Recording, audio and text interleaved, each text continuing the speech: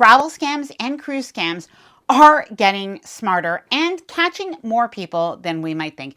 In fact, recently a friend shared with me confidentially something that had happened to her on her recent cruise.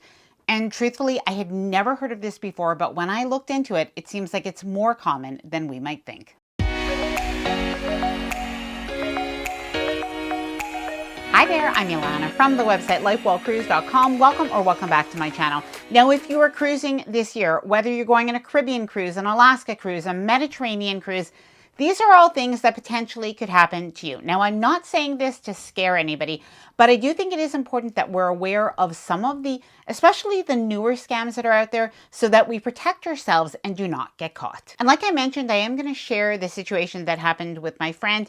It does seem like that's particularly in the solo cruise traveler community, but I think nevertheless, it's something that we all should know and be aware of. Now, before I get started, I did want to mention that if you like this video, if you find it helpful, informative, or enjoyable in any way, then please do give this video a big thumbs up. I really do appreciate it. And please subscribe to the channel if you haven't done so already. Let's get started. Now, I have a total of 5 scams, but I did want to start off with one that can affect many people because this one has to do with drivers. Be very careful not to get into an unlicensed and unregistered taxi, Uber, or Lyft.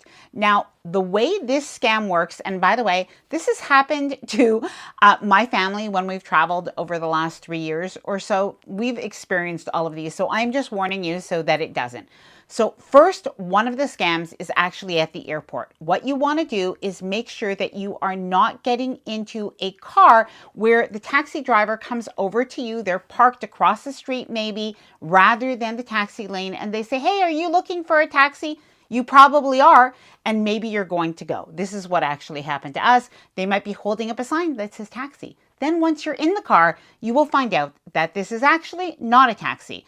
So you don't even know whose car you're in. So only use, if you are going to use a taxi, only use the taxis in the taxi lane. Now, if you are going to take an Uber, make sure that this is also an actual Uber driver. What is very common, even outside of cruise terminals, is somebody that has a phone, and on their phone, it will say Uber across it.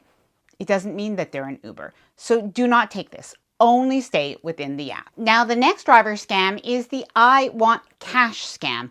Now, this seems to be a little bit more common in Europe, but it can happen elsewhere as well. Now, this happened to us in a taxi, and it's happened to other people as well. I've even been hearing about this recently, as a lot of people, of course, are traveling to Europe this summer. So when you're in a taxi, that once the ride starts, and this is a licensed taxi, by the way, but what happens is the taxi driver will say, "Oh, my credit card machine doesn't work, so cash, please." And if you say, "I do not have cash," they'll say, "That's okay. I will drive you to the ATM." Now, this has happened to us, and I honestly don't know if the credit card machine worked or didn't work, but I didn't want that driver taking me over to an ATM machine. So in the end, we just paid cash.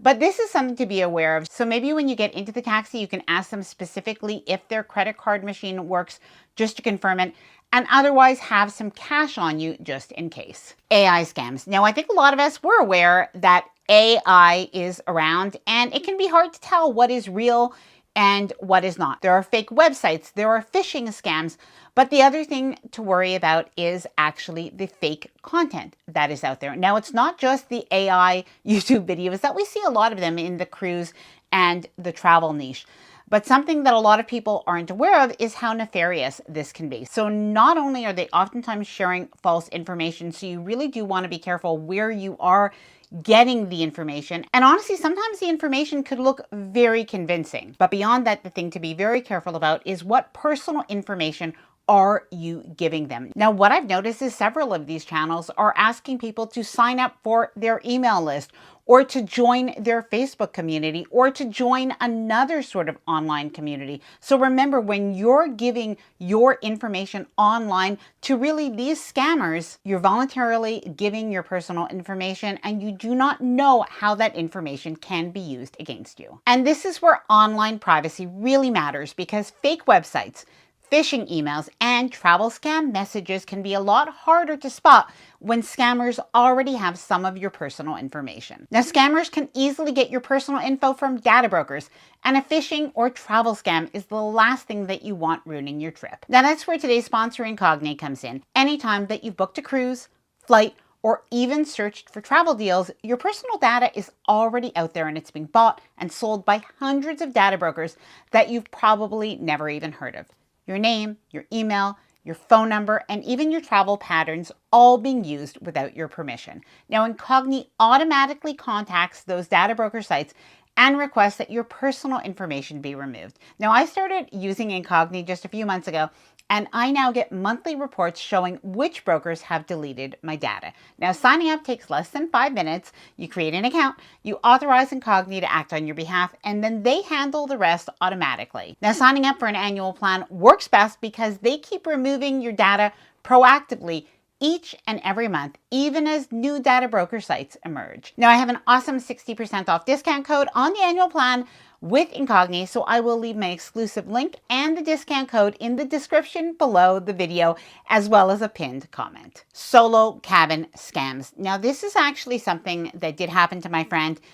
And it is something that if you are in any Facebook group, please let me know if this might be something that you are seeing, because it might sound a little bit familiar.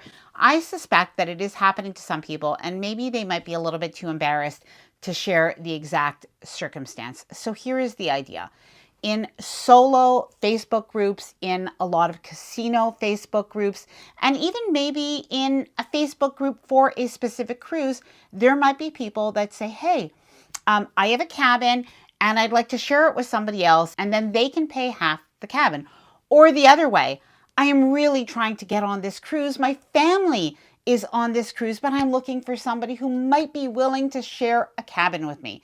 Now, if you're somebody who's already sailing solo, maybe you say, you know what, that person already has people on the ship. They're going to be hanging out with them.